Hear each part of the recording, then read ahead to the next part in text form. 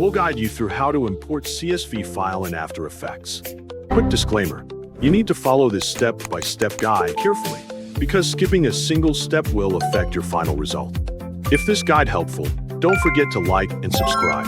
First, don't forget to comment if you still need our help or want to ask something, and we will reach you as soon as possible. Second, search for Adobe After Effects on your device and open the application. Once After Effects is ready, click the New Composition button located in the center of the screen to create a new composition. Set up the composition according to your needs by selecting the settings that you want to use. After completing the setup, click OK to create the composition and enter the editing workspace.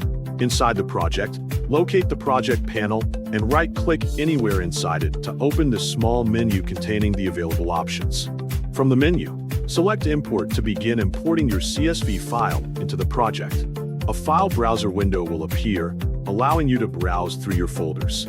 Find the CSV file that you want to import into Adobe After Effects. After locating the correct file, click it to select it, then press Import to add it to the project panel. Wait a few moments while After Effects finishes importing the CSV file. Once the import process is complete, the CSV file will appear inside the project panel and will be available for use in your project.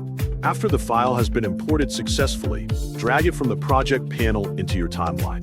Place the file in the timeline so it becomes part of the current composition. Once it has been added to the timeline, you can preview it directly inside the composition. Press the play button or use the preview controls to check that the file has been imported correctly and appears as expected in your project. If everything looks correct, then the import process is complete. By following every step in the correct order, you have successfully imported a CSV file into Adobe After Effects, added it to the timeline, and previewed it inside your composition.